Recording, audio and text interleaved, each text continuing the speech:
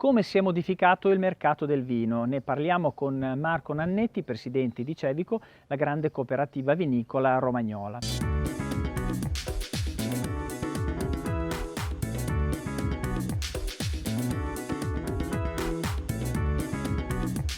Allora, sono in compagnia di Marco Nannetti, presidente di Cevico. Allora, abbiamo visto un po' quali sono i dati che emergono sui consumi di vino a seguito, insomma, di questa emergenza sanitaria, dati che dicono che i consumi sono cambiati o si sono modificati. Ecco, dal punto di vista, diciamo, dal vostro osservatorio, insomma, come grande azienda che produce vini, come sono modificati, che cosa è cambiato negli ultimi mesi nei consumi di vino e come si organizza un'azienda come la vostra anche per il mercato interno ma anche per il mercato esterno? Sì, grazie Claudio. Ma l'effetto principale che abbiamo registrato ovviamente è legato alla sostanziale chiusura di tutti i segmenti Horeca italiano, quindi ristorazione, turismi e alberghi.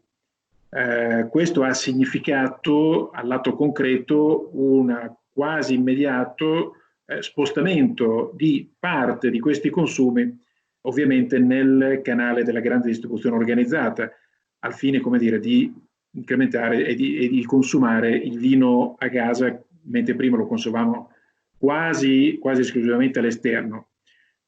Ovviamente l'incremento della GDO non copre quelle che sono le perdite dei consumi del canale Horeca, e quando parliamo di Horeca parliamo sicuramente dell'Italia, ma parliamo anche dell'Europa e del mondo, perché i diversi lockdown che in queste settimane si sono susseguiti ovviamente hanno decretato la chiusura dei canali Horeca anche in Europa e nei paesi extra UE.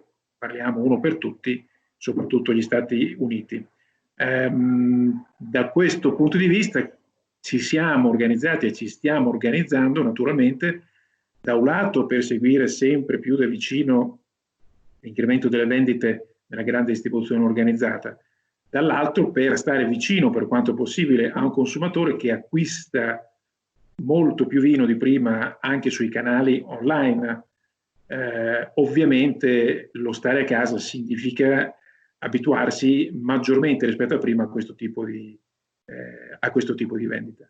Ovviamente da questo punto di vista il bilancio è comunque complessivamente negativo in termini di volumi, ovvero l'incremento della GDO non copre, come dicevo prima, quelli che sono i cali dei consumi delle vendite che si seguono sia nell'Horeca che nell'export.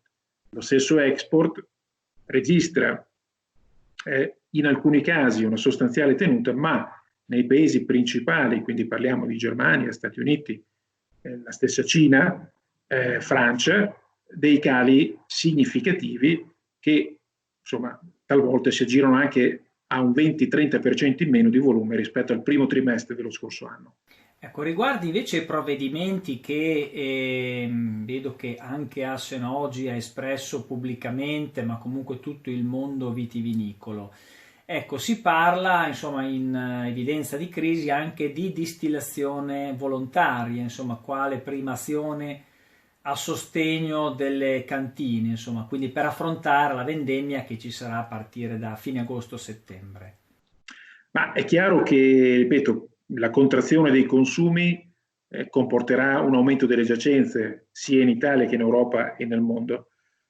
Per cui da parte nostra si è, come dire, condiviso un percorso in ambito di alleanze cooperative nel sostenere un processo, un percorso per cui a fronte di questa situazione, ma a fronte anche e soprattutto della carenza di alcol per sanificanti in Italia, ci siamo resi come filiera disponibili a una distillazione, chiamiamola di solidarietà, che in una qualche maniera tiene conto soprattutto di quelle che sono le carenze di alcol per sanitizzanti nel nostro paese, evidentemente con un contributo a favore del produttore che quantomeno possa andare parzialmente a coprire i costi di produzione, ovviamente non i costi che normalmente il mercato andrebbe a riconoscere i produttori.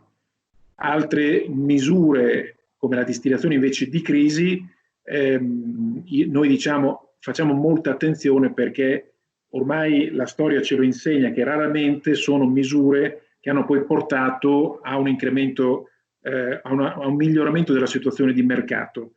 Noi crediamo sia più importante in questa fase qui investire il massimo delle risorse per stare vicino al consumatore, per allinearsi con i sistemi di vendita anche sull'online, come dicevo prima, e prepararci per campagne di marketing, soprattutto all'estero, e per la ripresa del canale Oreca italiano, io dico imponenti, perché è di questo che avremo bisogno, di riabituare il consumatore a conoscere il vino per come siamo abituati. Ecco, una sua personale valutazione, ma soprattutto previsione dei prossimi mesi. Se si arriverà ad una riapertura, quindi graduale e comunque razionale, la ripresa quindi dei consumi in termini generali, quindi vuol dire anche export e non solo, compenserà questo lasso di tempo in cui c'è stato un po' di rivoluzione, insomma, nei mercati del vino? Ma sì, prima di tutto, come hai già detto, anticipato tu, sarà una ripresa molto lenta e graduale. È chiaro che il riavvicinamento sociale dopo mesi e mesi e mesi di distanziamento porterà in sé anche un periodo di diffidenza fra le persone, di timore, e per cui ci vorrà molto tempo. La stessa ristorazione si sta già attrezzando da questo punto di vista, pensando appunto a riaperture con spazi molto ampi fra le persone, riducendo il numero degli accessi. Questo per acquisire una fiducia che però noi confidiamo arriverà. Si ritornerà ad amare, ad apprezzare il vino come lo era prima, e noi pensiamo e crediamo anche più di prima, perché questo significherà un pochino come lo è stato nei 2 dopoguerra, dopo di questo secolo, dopo mesi e mesi, come dire, anche di sofferenze che in questa fase tutti siamo un po' chiamati a sopportare.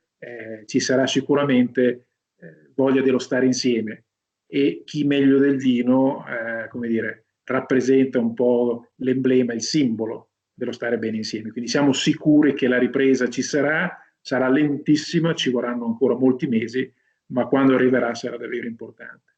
Specialmente anche adesso che la comunità scientifica concorda che il vino, comunque il resveratrolo, possa essere una barriera contro eventuali batteri, quindi insomma, o comunque virus.